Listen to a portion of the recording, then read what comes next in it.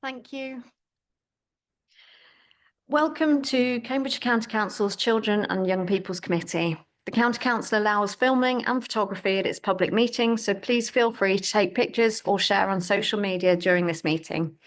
Please, though, can everyone present turn their phones, laptops, iPads and anything else to silent or vibrate whilst this meeting is taking place. We have no fire alarm test scheduled for today, so if the alarm sounds, I'll adjourn the meeting and we all leg it via the side doors using the external fire exit to the assembly point in the car park. I'd like to remind everyone present this meeting will be live streamed and a recording will be placed on the Council's website in perpetuity. This meeting will be adjourned every 2 hours for a short comfort break. Item 1. Item 1 is apologies for absence and declarations of interest. Tamar, would you please report any apologies? Apologies received from Councillor Alex Boulat, substituted by Councillor Eliza Machini, Councillor Anna Bradnam, she's substituted by Councillor Piers Coots, Councillor John Gowing, substituted by Councillor Adela Costello, Councillor Mike Atkins, substituted by Councillor Lucy Nessinger, Councillor Simone Taylor and Councillor Mark Goldsack. Thank you to everyone substituting and everyone who is here. Does any member wish to declare any disclosable pecuniary interest or non-statutory disclosable interest this afternoon? Yes, Councillor Sharp. Thank you, Chair. Just 2 points. One is, as I've mentioned to you, I'm going to have to leave 3:15 because we've got full council at district tonight. And the other thing, just for clarity, is when we come round to discuss the education transport contracts, which is in my declaration of interest, I'm co-chair of governors at Bodisham Village College. Thank you. Thanks. As that's in your interest, I don't think we need to have it additionally on record, but thank you. Councillor Daunton. This is not a declaration of interest. It's to thank Alan for speaking clearly into the microphone and to ask if everybody else could speak clearly into the microphone as well, because those of us whose hearing is not so good sometimes find it quite difficult. So thank you. Thank you. So next item is approving the minutes of the meeting of the 14th of January 2025 as an accurate record. Does everyone agree or have anything? Nope, we'll take that as approved. An updated minutes action log was also included in the published papers. Do we have any questions or queries on the action log, please? Nope. We will take both of those as noted. Sorry, Councillor Daunton. Are we on the action log? Yes. Okay, so where are we with the information from the CPCA on transport? I don't see it on the agenda. So we have a full transport update coming to June, so it's coming then. Not until June. Thank you. Anything else? So we'll take both those points as noted.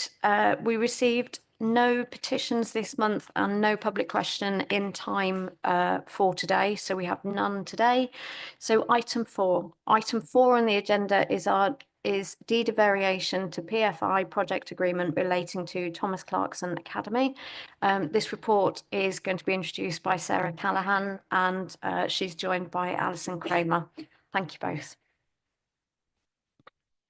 Thank you. Are you able to hear me clearly? Oh, good. So the council has a statutory duty to provide sufficient school places, and to deliver this duty in February 26, committee endorsed the provision of a new secondary school following an extensive consultation period with all stakeholders. This was initially pursued through the academy presumption route, but then was followed up through the free school applications initiated by the DFE. As a result of this, in January 2021, the DFE announced that Brook Western Academy Trust were the selected sponsor of a new free school in Wisbech. Although other sites were explored, the DFE settled on co-locating the new free school site on the site of Thomas Clarkson Academy in Wisbech, also sponsored by the Brook Western Trust.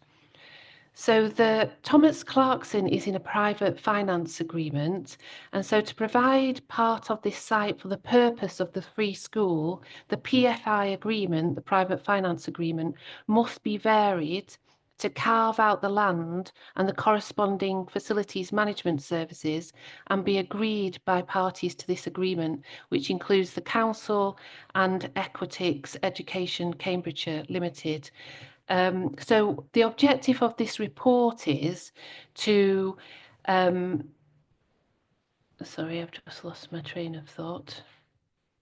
So the objective of this report is to delegate authority to the Executive Director for approval of the council to enter into a deed of variation to the private finance agreement relating to Thomas Clarkson Academy to enable land to be removed from the PFI project agreement for the purposes of providing a new site for the Wisbech Academy, and for the associated property documents to govern Brooke Weston's occupation of the Thomas Clarkson and the Wisbech Academy site. And the deed of variation will also mean that the current agreement with the school and the council and Brooke Weston Trust for the existing academy, Thomas Clarkson, will also have to change. So the objective of the report is to support those 3 recommendations and to enable us to move forward to meet our statutory duty to create sufficient school places. So the school is already open on the Thomas Clarkson site, but we want the new build to be up and running from next September. Thank you. Alison is here to take any further questions. Thanks. Thank you. I've got Councillor Daunton first, please. Just a point of clarification, in terms of sort of just general points, who owns the 2 buildings, the one that's actually there on the site and the one that is to be built, and who owns all of the land on which these 2 buildings will be built or are in existence or will be in existence? So the land is leased to the Brooke Weston Academy Trust under the terms of the Academy arrangement, and then the facilities are managed by the Equitix company. You said that the land is leased to the Brooke Weston. Who owns the land? I would need to check that, but it normally would be it would have been belonging to the local authority and then leased to the Academy Trust at the point of Academy conversion. But I would need to double check in this instance to confirm that. Thank you. Thank you. Councillor Sharp, please. Thank you, Chair. Just really 2 points. And the first one relates to 3.4, 3.5, 3.6. It's around the management of risk, and in 3.4 it mentions uncapped indemnities, and then on 3.6 including back-to-back indemnities, and that's obviously when the build is going on. And then if we move to 3.12 and 3.13, when it's in operation, it talks about similar, obviously, indemnities. I just wonder, and obviously it's impossible to say, but what's our exposure as a council, and can we insure against that risk? And finally, and presuming, seeing Martin's here, I would imagine that this would then become that risk would become a note to the accounts in terms of a contingent liability in the accounts at some stage. So I'm just trying to understand what sort of risk we potentially could be exposed to. Thanks. So in relation to the risk, what we have is the council has agreed in principle with the Department for Education, as you rightly said in that point, to include a back-to-back indemnity in the agreement lease, and that is capped to the levels of the insurance the DfE is securing, and they've advised us they're securing indemnity of £20 million, and we've taken advice that is the industry standard and would recommend that is accepted. And so we feel the risk would be there is a risk of exposure, as you've set out, but it would above £20 million because the DfE would have a liability of 20 million in their insurance. So if I can come back briefly, so we can insure against that we've got sort of insurance against that potential 20 million. Yeah, what Alison's describing is that that indemnity, because we will not be using the land, it's the DFE are managing the school site. It's covered within their insurance, which is up to a limit of £20 million. So that manages our risk.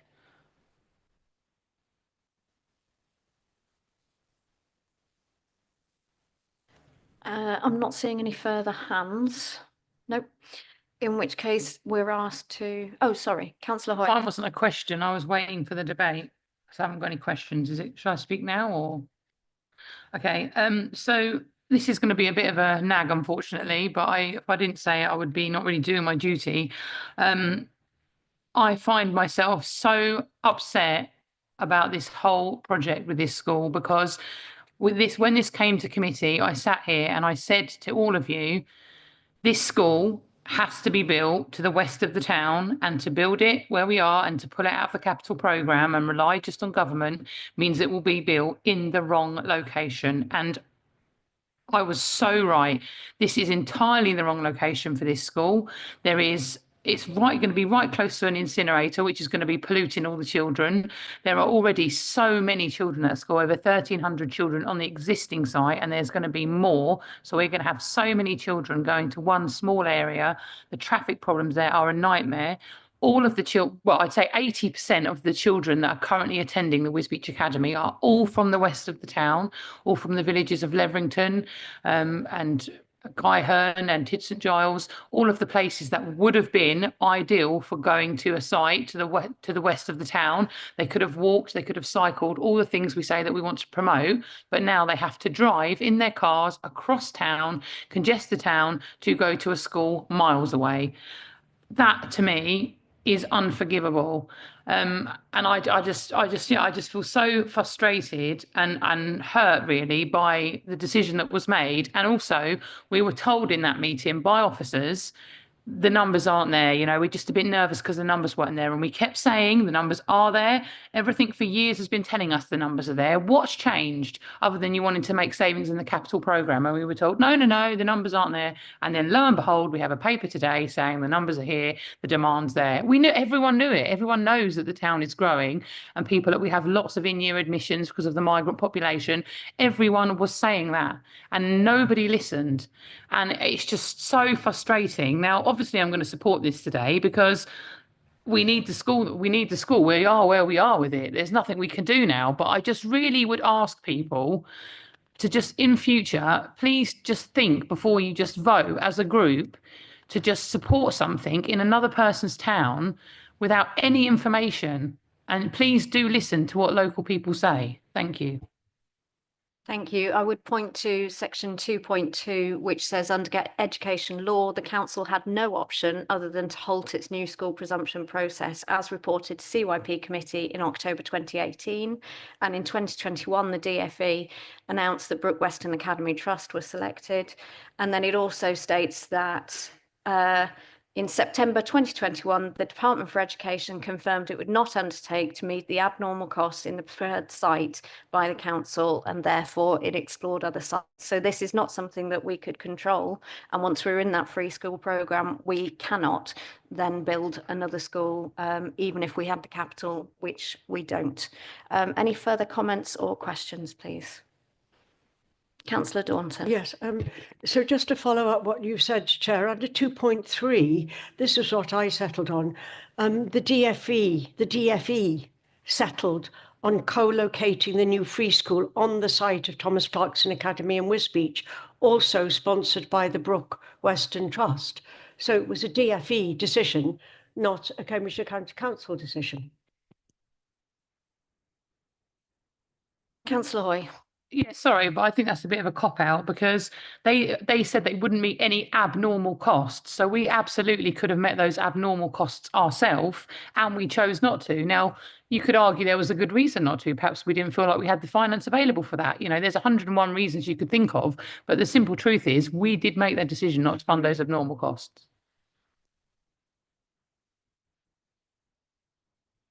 Thank you.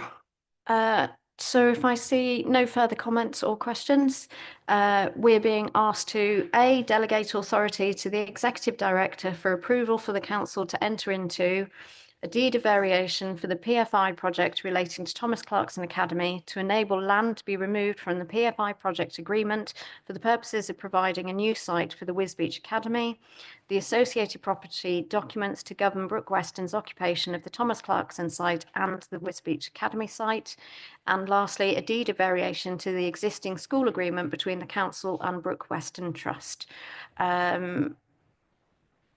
Co-opted members of the committee are eligible to vote on this item. All those in favour, please raise your hands now.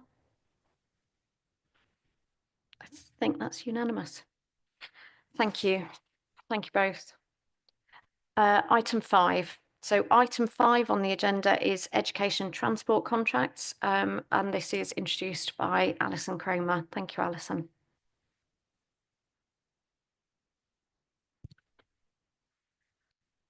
Thank you. The council has a statutory duty to provide education transport where specific criteria are met, and these are set out in section 2.1 of this report. Each year, the passenger transport team undertake a procurement round of approximately a quarter of the home to school transport routes, and this year that will be approximately 479 routes in total that will be procured. It has previously been agreed at this committee that approval would be sought on an annual basis to delegate authority to the Executive Director of Children, Education and Families for the contract award in consultation with the Chair and Vice Chair of this committee. The contracts that are to be procured in the coming year will be identified from March onwards. In this report, we've set out Appendix 1, an indicative outline of the types of routes that are to be procured and the estimated contract prices. These are not the actual routes because they haven't yet been determined, but they're provided here by way of illustration of the type of contracts that we will be looking to procure going forward. We've also provided a table which summarises the number of routes and the estimated contract prices that were procured during each month of 2024 to provide an outline. So please note that these are estimates and indicative at this stage. And so what we are seeking through this report, and the purpose of this report, is to seek approval for the procurement of contracts to deliver the education transport as set out and indicated in this report through the dynamic purchasing system, and to delegate the responsibility for this contract award to the Executive Director of Children, Education and Families in consultation with the Chair and Vice Chair of this committee. Thank you. Thank you. Any questions or comments, please? Councillor Daunton. Just and again, another point of information. Are these annual contracts?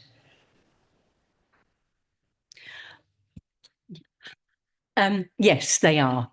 So the committee, for the next year's committee, you would be coming back with the same kind of figure. Correct. Yeah, okay. But that may be dependent on demand and the changes that we see through this year, but this will give you an estimate, yes. Okay.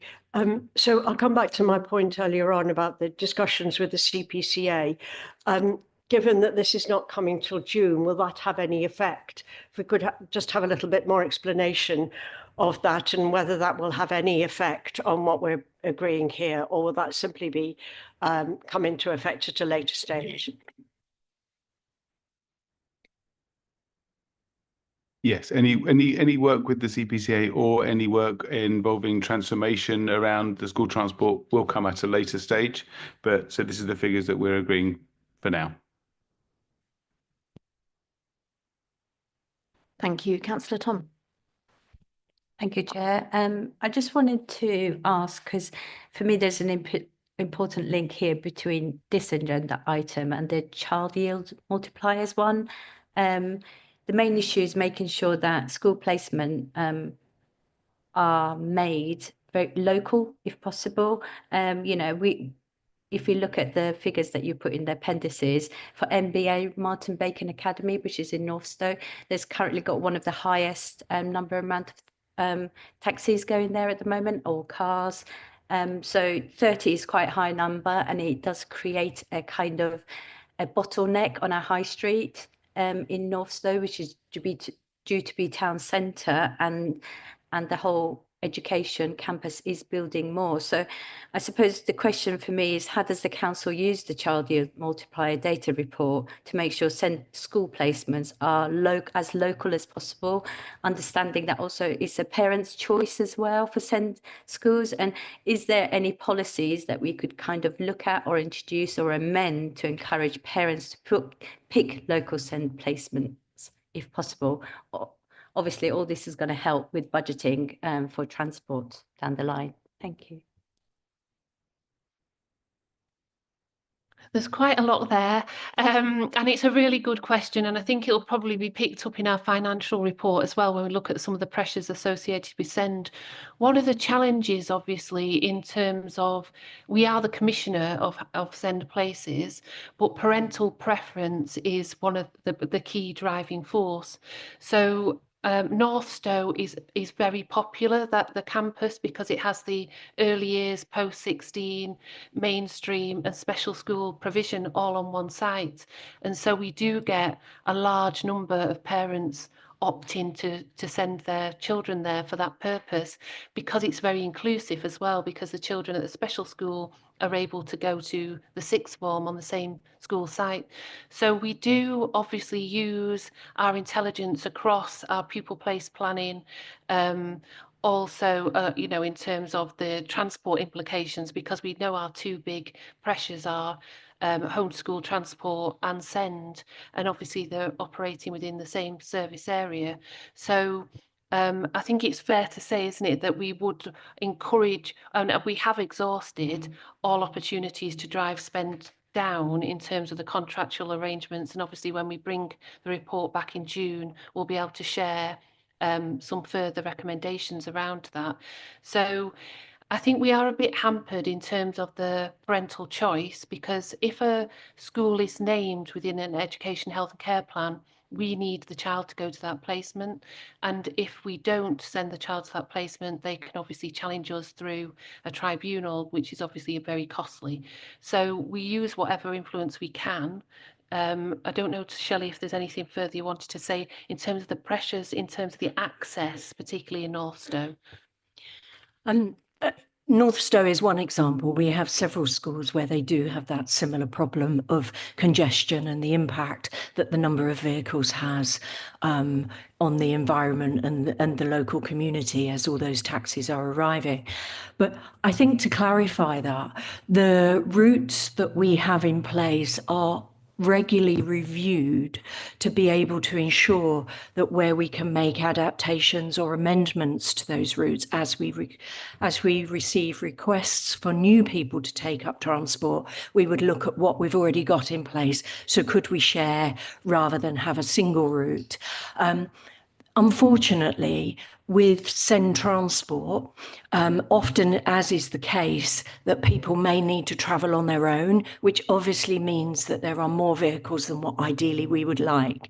And of course, we don't know yet in the examples that you're referring to how many of those vehicles are parent-driven vehicles as opposed to taxi vehicles. So we are very mindful of the impact that we do have. We do regularly review. We also do monitoring visits of those sites to make sure that people are following the regulations that we've commissioned them to deliver. Thank you for that. Can I also ask, in terms of taxis or the cars that we use for our transport, are they placed for, I'm thinking about the environment, more about electric vehicles? Or do we kind of, when we go out for procurement, do we put electrical vehicles as first choice if possible due to, you know, emissions locally? We would love to, but no, we don't entirely at the moment. But what we do look at is Euro emissions standards. And so we make sure that our vehicles are, where appropriate, are compliant with that. We are looking at this because this is obviously a big agenda, but also one of the things we need to consider when looking at electric vehicles is the market currently is not dominated with electric vehicles. So there's a requirement in terms of how those organisations and companies become mobilised with electric vehicles. So it's a bit chicken and egg a little bit at the moment. But when we're talking about whole school contracts, for example, we are starting to introduce the idea that moving forward, we would like to look at how we incorporate electric vehicles. We talk with our colleagues in procurement to look at the to be sure of how we can implement this going forward. Thank you. Councillor Sharp, please. Excuse me, sorry. Thank you, Chair. Just looking at this, obviously we know the issue with the the SEND pupils. On the mainstream ones, is this the total of all of the schools that we actually provide transport to? Because I'll tell you why. I'm just being very parochial, I suppose, but I'm looking at my ward, and I know we've got buses that go to Linton Village College, for example, from the south of my ward, and also there's a bus, because I've had comments made about it, that goes to Bottisham Primary School from Quay and Load. And I don't see them in here, so I just wondered where those fit in. The list that you have in front of you, as Alison referred to, is an example of the routes that were tendered for this current year. We currently, normally we come to committee in March with this paper, but we've required to come slightly earlier this year in order to meet our deadlines. The routes that will be tendered this year are not the routes that are here, because we are pulling those together now. So that's why you'll see some that probably aren't, that's why you'll notice some of your local routes aren't on there. But it may well be they're not ready for tender this year too. So it doesn't incorporate all the routes. It's just an example of the routes that were tendered for this current year, not for the next financial year. Thank you. I've got Councillor Hoy next, please. Thanks. I think that mine's been answered because it's similar to question to Councillor Sharp, but you've already said the list isn't exhaustive, so that explains that. Thank you. Councillor Ambrose Smith, please. Thank you, Chair. In connection with, I'm a bit lost, really. It was said earlier that it's the contract is just for a year. We're just looking at it for a year. But then you're saying you're only looking at a quarter of the routes this time around, and you only do that annually. And also in 2.2, you say the report covers an annual for 5 years only, but contracts can have a potential of a 2-year extension. So where are we with this particular group? Is it a 1 year? Is it 1 year plus 2 years? Is it 5 years plus 2 years? Where are we, please? It's all of those. It's a combination, and you've got evidence in front of you of annual costs and 5-year costs.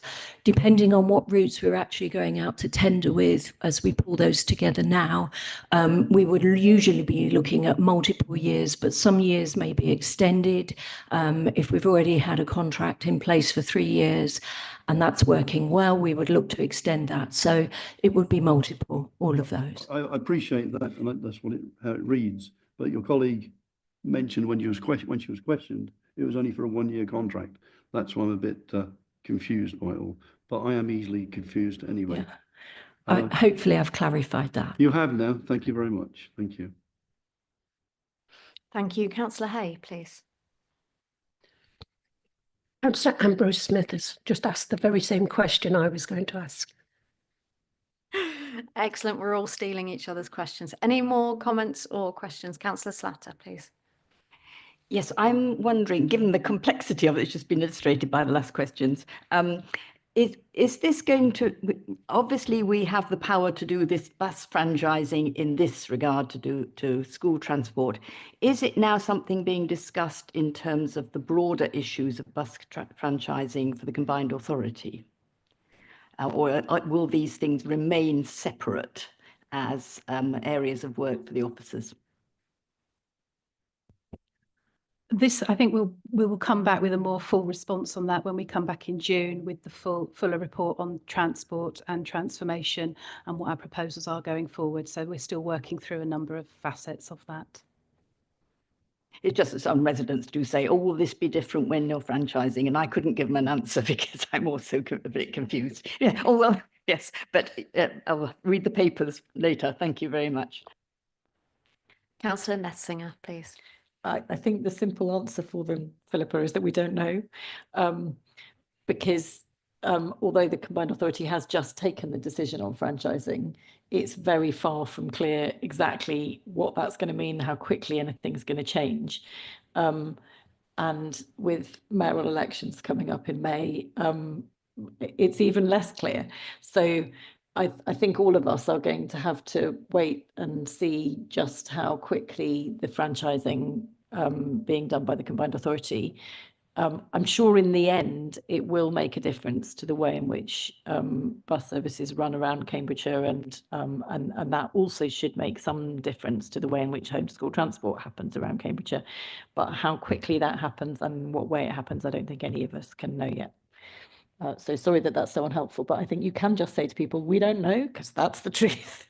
Very happy to have that on the record, as it were. I think it is helpful. Thank you. Thank you. Councillor Daunton, please. Yeah, thanks. It's not a franchising question. It's just information again. There are 3 separate entries here for Cottenham, Cottenham Village College, Cottenham Primary School, and then Cottenham Village College and Primary School.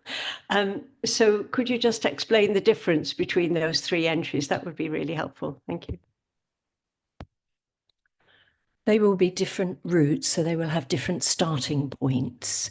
So it may not be that they've all come from the same area. So that will be why there's different numbers entered. Heading on the table is annual tender and ad hoc contract amount. So I just wondered whether one was an ad hoc contract and whether one was an annual tender, but that's fine. Thank you. Thank you. Anyone else?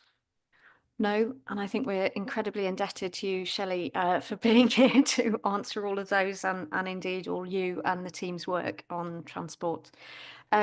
So co-opted members of the committee are eligible to vote on this item. I did say comments and questions, but if you want to add something else. I'll ask another question. Go on then. Chair, thank you. Would we be wrong with everything so much up and down, with no certainty there at all, in actually allowing you to go ahead with a 5-year contract? I'm sorry, I didn't catch the first part of your question. With everything being up and down regarding transport, would be wrong in allowing you as a department to go ahead with agreeing at 5-year contracts +2? We would always look to consider what would be most preferable for us, but sometimes the requirement is not 5 years. So we have to kind of respond to the demand and the need of the individual, as well as what might be best for us.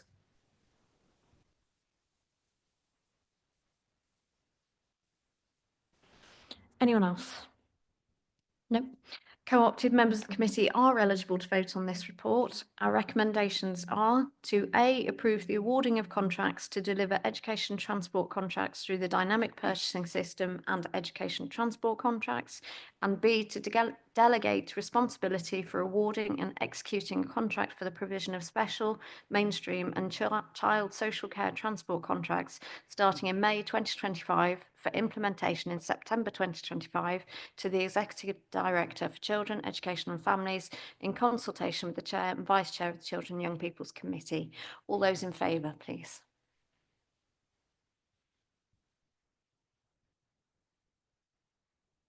Thank you. Oh, yeah, unanimous. Thank you very much. Thank you all. Thank you, Shelley. Item 6.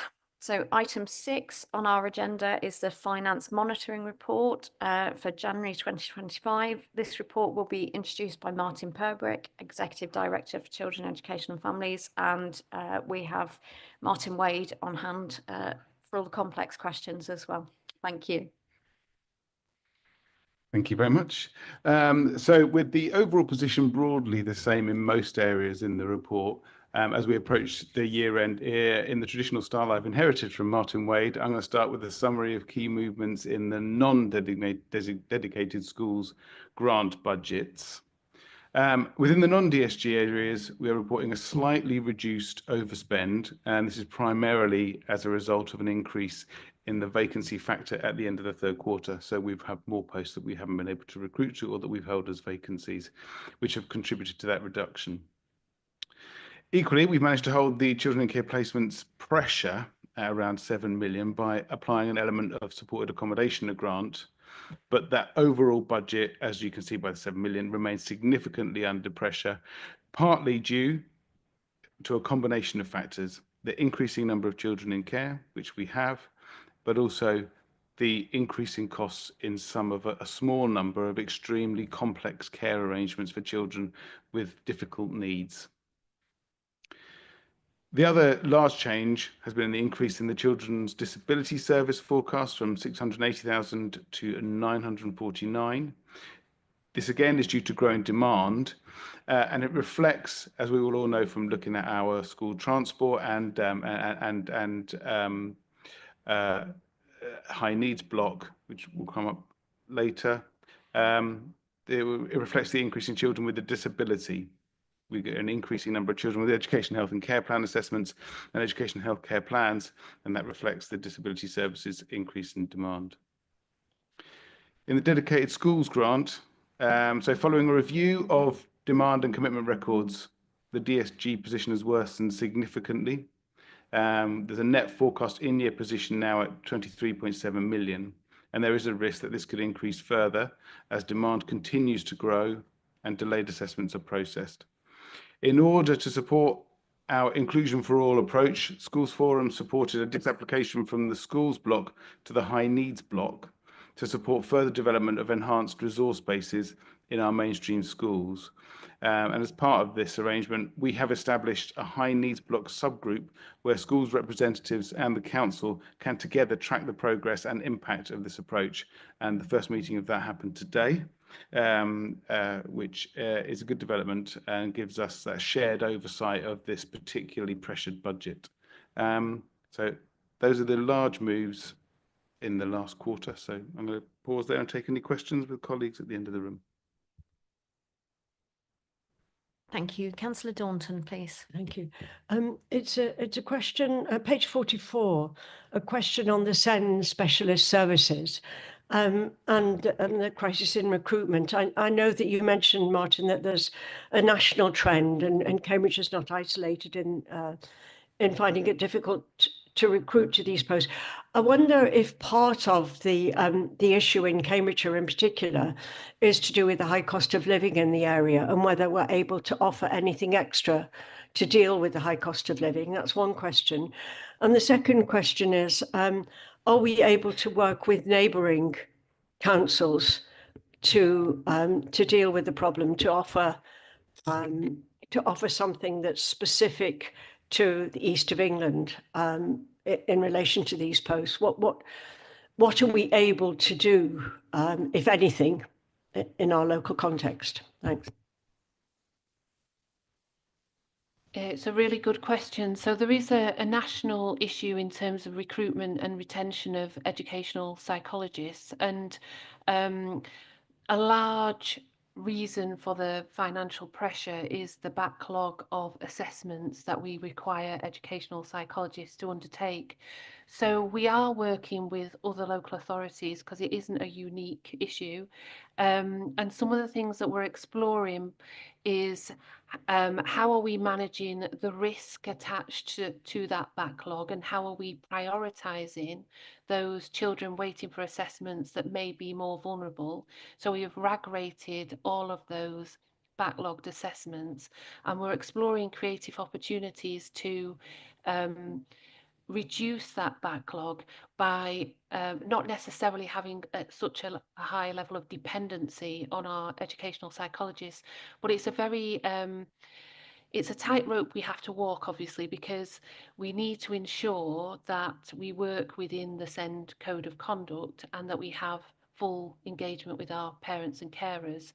So we are looking at every opportunity to work creatively and to manage risk around that accruing backlog. And we are in the process of redesigning the service so that we've got more capacity at the front line, so reducing layers of management and putting more capacity within our caseworkers and our EPs, so that we've got the support in the areas that are more pressurised. But it is something that every single local authority are struggling with at the moment. Martin and I have seen some creative practice in both Kent and Norfolk that are not dissimilar in terms of demography to Cambridgeshire. And at the meeting of the high needs block this morning, we engaged with our head teacher representatives to think about how we could potentially redesign the top-up funding that goes to schools so that it better equates to need, so there is less dependency on that need being met through an education, health and care plan. But obviously it's a parental right for parents, carers to have a plan. So we have to obviously work with our parent carer forum in any kind of changes that we propose to make to ensure that parents feel fully supported. So we are exhausting all sorts of opportunities, and it was a very productive meeting of the high needs block this morning.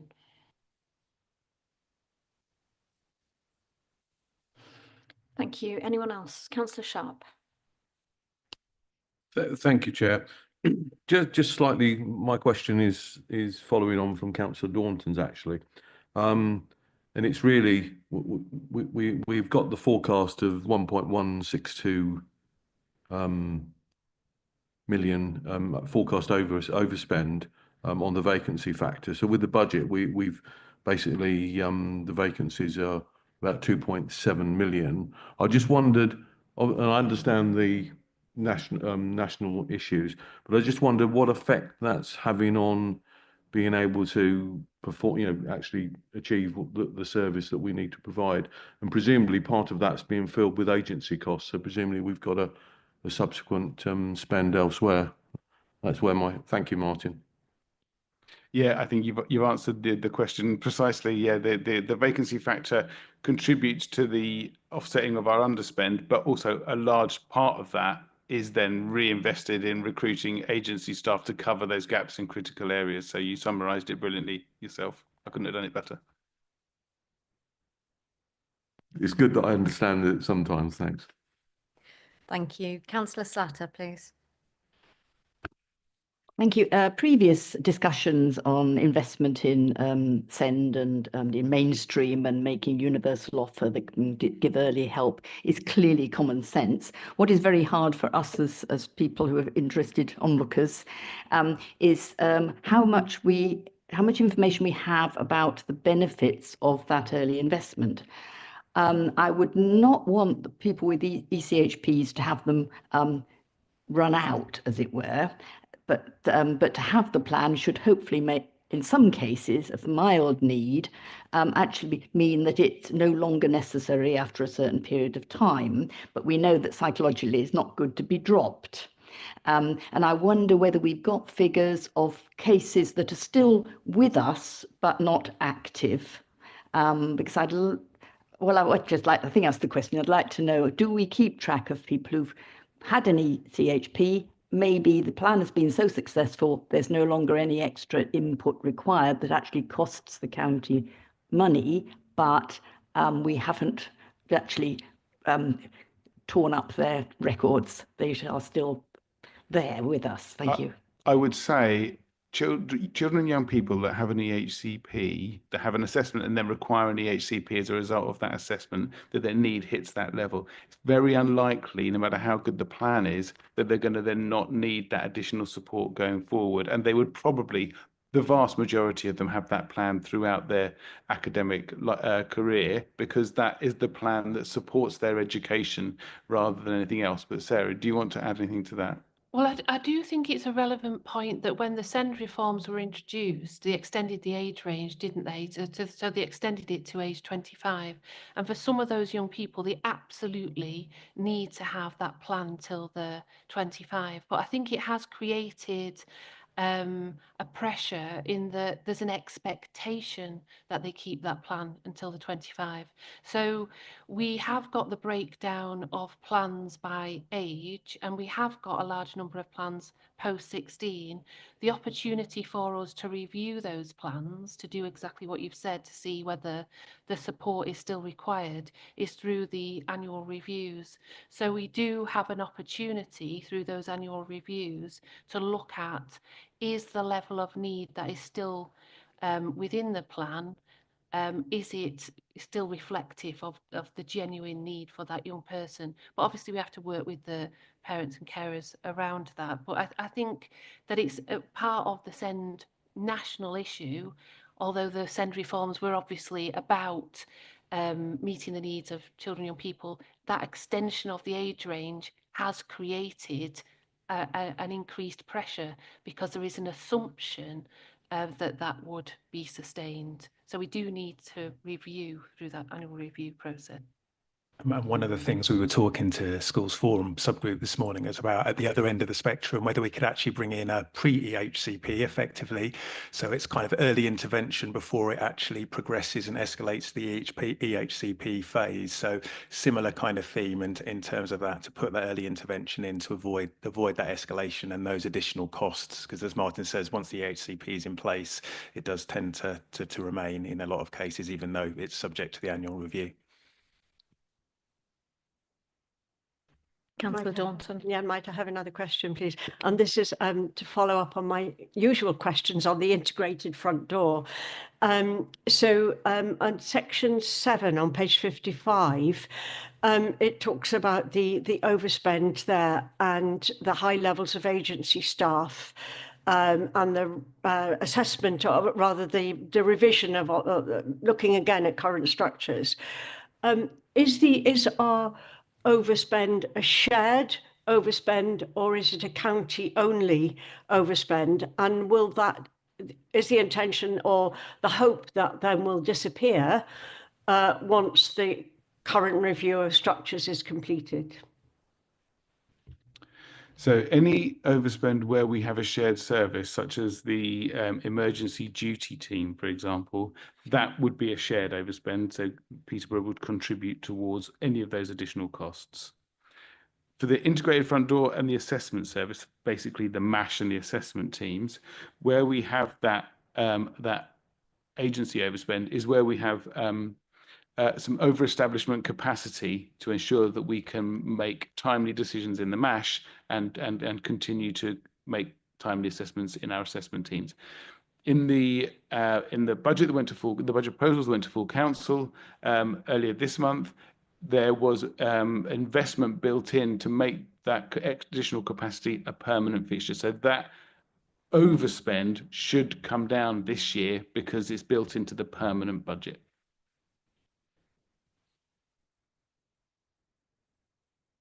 Thank you. Anyone else? Nope. In which case we're asked to note this report. Thank you. Thank you, Martin and Martin. Item 7 on our agenda is child yield multipliers for early years and children and young people with special educational needs and or disabilities, or SEND. Alison Kramer, I think, is presenting this one, joined with Sarah Callahan. Thank you. Thank you. Child yield multipliers are used to forecast the number of children for a given number of new homes. These are then factored into Section 106 agreements with developers so that new housing developments help to cover the costs of early years and education provision. The mainstream child yield multipliers were approved by this committee in November 23. And since then, the SEND and early years multipliers have been reviewed so that they more accurately reflect the demand for places for SEND and early years from new developments and communities. In relation to planning the demand for SEND places and provisions from new developments and communities, we have needed to review and amend our calculations in line with our current forecasting, reflecting the increased number of EHCPs and the need. And so table 1 demonstrates the weighted averages of these calculations, and it shows that 6% of children in Cambridgeshire have an EHCP for children aged 4 to 15. And for those attending a special school or a unit, a SEND unit or an enhanced resource space, the weighted average of children with an EHCP is 2.17%. So based on this evidence, we are recommending that the SEND multiplier should be increased from 1% to 2.17% to match our current forecast. For children with EHCPs in mainstream settings, their places have already been funded through the mainstream population multipliers. So this revised multiplier that we're bringing to committee to seek approval for, it relates to pupils with an EHCP attending local authority special schools and pupils with an EHCP attending a non-maintained special schools and pupils with an EHCP attending an enhanced resource base. In relation to early years, the reason we've come to committee today to seek an amendment to the multiplier for early years to plan for demand is that there has been an increase to the entitlement for early years provision. And so to accurately to plan for demand, we need to look at those who are now eligible for funded places, which has increased since we last came to committee in November 2023. So the multiplier we're now proposing that we apply to early years reflects the calculation of the proportion of 0 to 3 population that will require a funded early years place. So the take-up of funded places will need to be monitored to see that whether our calculations of the demand match the take-up, and then we would come back to committee again in the future if we thought a revised multiplier was needed once we have assessed the take-up as the new requirements and entitlements come into force in the coming period. So the purpose of the report today is to seek approval from this committee to adopt the revised child multipliers, both for children with SEND from the current 1% to 2.17% to better fund SEND provision and places, and to adopt child multipliers for early years funded places that will better reflect the increased entitlement to early years. Thank you. Councillor Slatter first, please. Yeah, little did I think when I read the title of this, how exciting it would be as a read. In 2014, we were battling in Trumpington to get the right amount out of S106s. And obviously, we're now needing more, and this is demonstrating the issue. It says for immediate effect, which is useful to know because otherwise we do have a bit of a race from planning applications to get in before the new regulations. It is not going to be popular, obviously, with developers. I was wondering, I didn't see in the report, and apologies if it's there, any reference to what they do in other areas. Is it going to be possible for developers to say that's not fair, look at next door or look it up there? That's one question. I'm going to ask my colleague John to answer that. Thank you. So I've been speaking in the Eastern Regions Forum to see what our neighbouring counties do, and it's fair to say that the statistics sort of vary quite a lot actually. Some have gone for 6%, some are still at 1%, and others are looking at sort of what the DFE recommend, whereas we've gone down the route of looking at our own statistics and putting our own calculations and sort of multipliers together. So there isn't consistency, unfortunately, sort of between the neighbours. Bit of a made of. Sorry, for early years. Oh, sorry.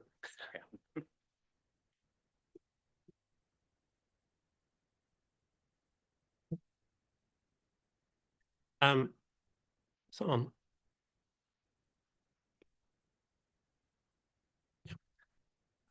And for early years, sorry, just the problem with it is new. So we do speak to other authorities, but most of our authorities are in the same position as us.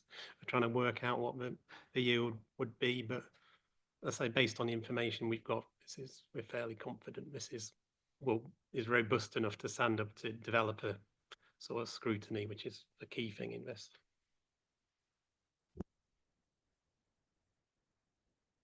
Thank you. I guess the question to that is how long before we could revise these should we feel the need? Would it be in another year's time?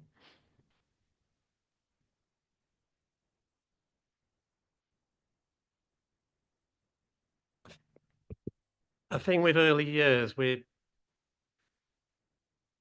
okay. Sorry. I think we're thinking it'll be in 2 years' time. Because we'll have a decent set of data for early years. With SEND. As I said, we want to sort of try and keep some consistency between mainstream early years and SEND. So if we're going for 2 years, SEND will fall in line with the other reviews as well. Thank you. I've got Councillor Thompson, please. Thank you. Can I ask, have you had any discussions with developers about this? Have you sort of put it out there to get any kind of feeling what they're doing? Obviously, this for Section 106 is in places already. How does that affect them? To confirm, it would apply to new developments going forward, so it won't be applied retrospectively to those developments that are already in place and underway and agreements that are already set. So we'd have that discussion if this is agreed after this meeting. And just to add to that, we also spoken to planners as well, both district and county planners. So, if we came up with something that wasn't workable, I think they would tell us. Thank you. Councillor Daunton, please. Thank you. A complicated question. I hope I can get it across clearly.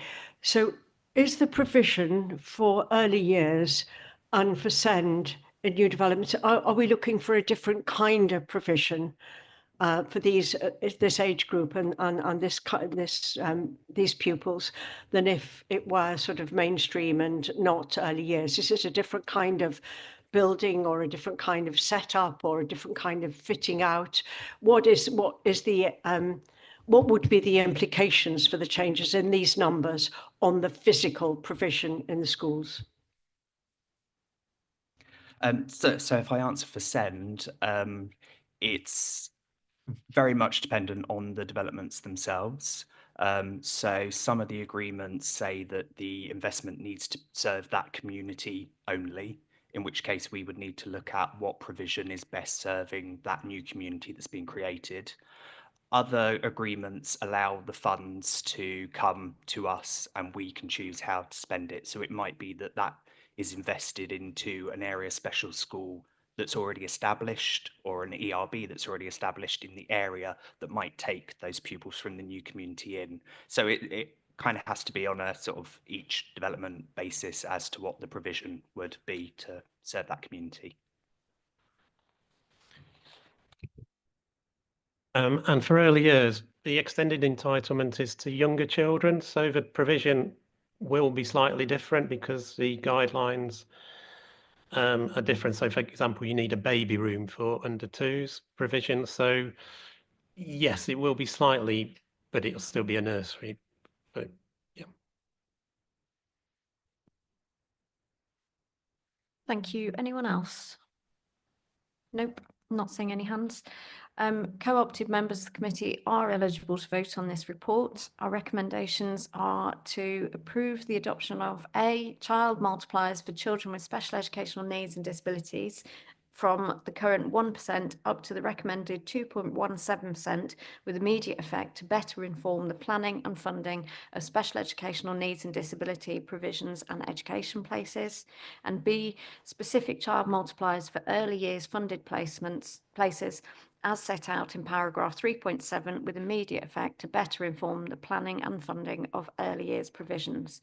All those in favour, please. Thank you. Unanimous.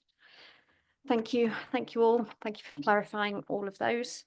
The final item on today's agenda is item 8, the committee agenda plan, training plan and committee appointments. Do we have any changes to the published agenda plan, please?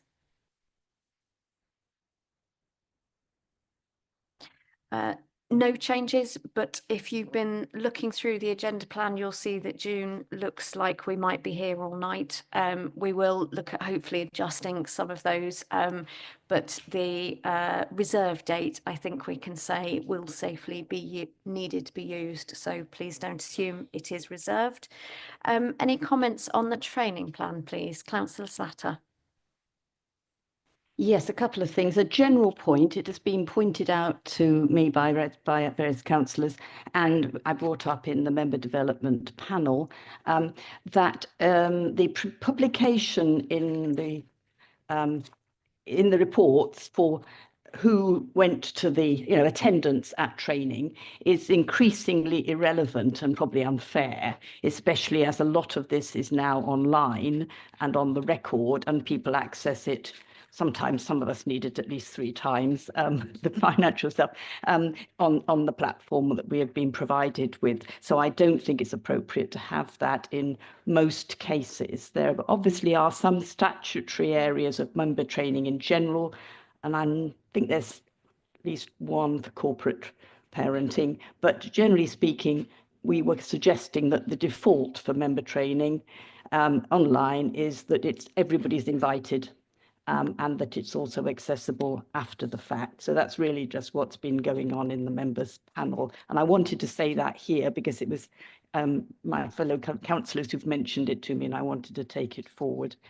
So generally speaking, hopefully you will get plenty of invitations and you can hopefully get to them. There are several within the aegis of this committee, particularly to do with corporate parenting, which obviously is something that applies to all members, which we don't think should be limited to the members of this committee or even just the subcommittee, because these are things that are relevant to everybody. So that has also been put into the system as a suggestion. I couldn't comment on whether that's what will happen after May, but just to draw that to members' attention, really, and to hope that that is okay. It's number 14, the sort of training that would be offered to all, for example. There's subsections of it. Thank you. Thank you. As we're reaching the end of term in terms of the Children and Young People's Committee cycle, may I put on record my thanks to all councillors who've attended, all officers involved since this term began in May 2021, and all of the children and young people and their families that we've met, spoken to and worked with. I now declare this meeting closed. You as a committee as a chairman. Well done. Absolutely, I'd like to echo that too.